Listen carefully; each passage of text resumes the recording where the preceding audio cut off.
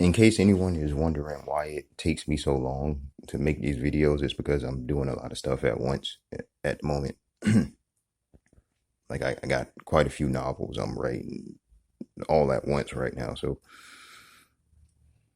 I don't like doing things out of order, out of timing. So I do these videos when I can. As you can tell, I don't script these, so it's in the flow, you know.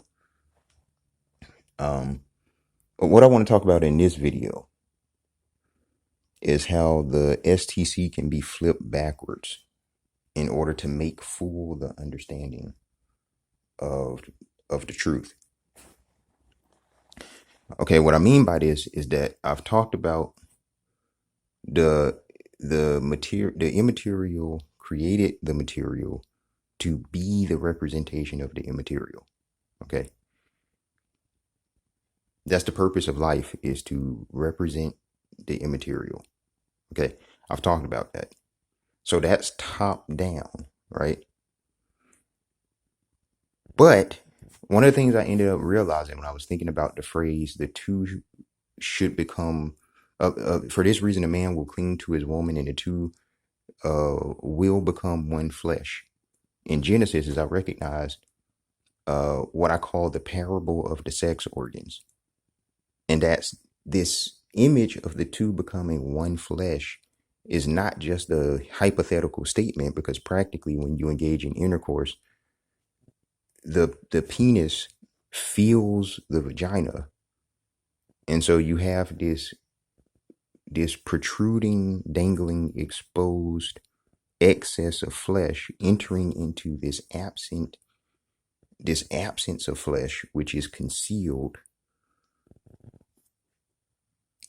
And the image is an image of completion for both parts. Okay. So from the bottom up, you can recognize it's not just understanding the Yahweh and the marriage of Yahweh to Tehom / creation coming down, by which you can understand the man and the woman. It's also from the sex organs going up that you can understand the man and the woman. And not only that, but you can see the confirmation of what I've been describing about Yahweh versus Tehom / creation. Like, Yahweh, the man, is the life giver because Yahweh gives his life, his light, his glory in the beginning, and glorifies Tehom. That's how you get creation. You see the same thing in the what I'm calling the parable of the sex organs here, the image of the penis going into the vagina, so on and so forth. The vagina as an absence is unless you open it up and light enters, it's dark. It's, you see what I'm saying? The Tehom is chaos. That's okay. So attached to that is the fact that, like I said before, I don't do hypotheticals. So if I'm talking about this stuff, I want to know if it's practical. Okay. That's how I know whether or not I'm on to something. If I'm in the range of describing, what the truth is or what the truth most likely is. The practical is how I know that.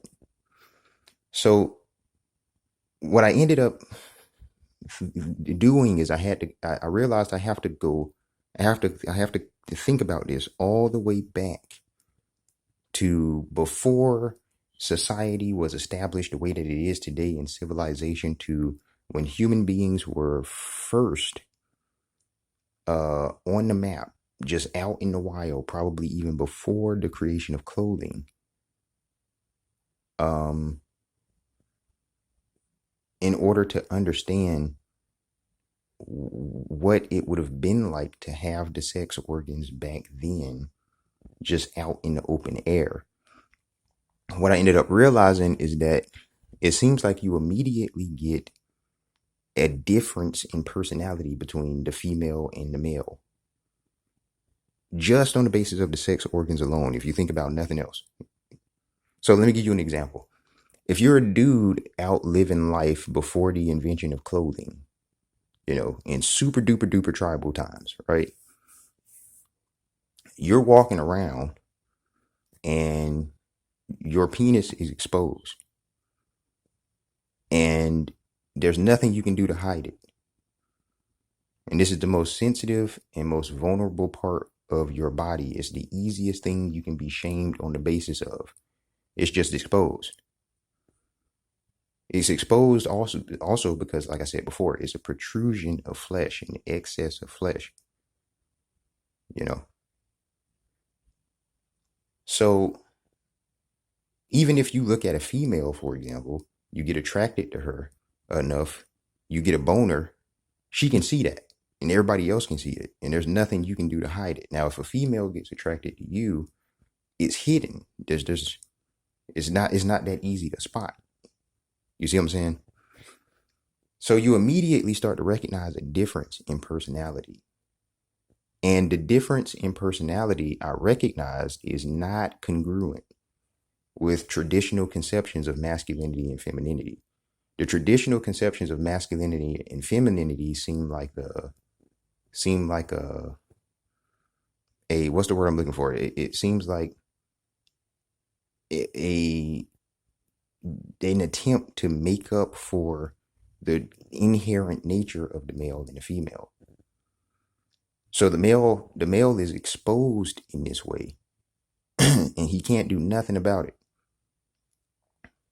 Now, like he can make clothing, but that idea hasn't been conceived yet. So there's nothing he can do about it. Okay. So what does that mean? That means the male must have since he is defined inherently by this insecurity, this vulnerability, this exposedness, he must have a personality in front of that, which is steeled, which is logical. It's he can't be neurotic like the female when he's this exposed, or it's not gonna go well. Especially since he has the greater strength and stuff to be the protector. That's not gonna go well. And I believe that's how you get criminality in the male in this higher proportionism. Is that a male who feels as helpless as a female, as neurotic as a female, he already has this inherent insecurity, vulnerability, exposure because he's not protected. There's no covering. So that's violence, right? Because what else are you going to do? And then for the female, on the other hand, the inherent nature of the female is being exposed. I mean, is being hidden. Being hidden, that means protected. You see, concealed, but it also means that you're not known. You see, if the male is attracted to the female, the penis, boom, erection, she can see it. If she's attracted to the male, he can't see it. So she has to come and tell him, but that means stepping outside of the protection, the hiddenness, the concealment. You see what I'm saying? So in order for her to not be over here alone in solitary confinement going crazy, that's how you get this forward personality of the nurturer, the liking to speak a lot, talk a lot, all this different stuff. Okay. I don't want to do a part 2, so I'm gonna have to finish this in the comment. But I think this is good stuff.